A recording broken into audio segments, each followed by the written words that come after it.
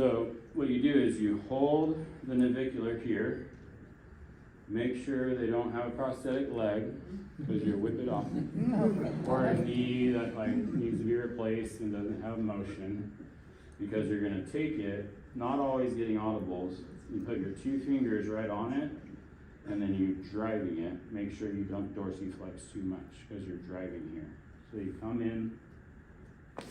Oh, it's been a good day today.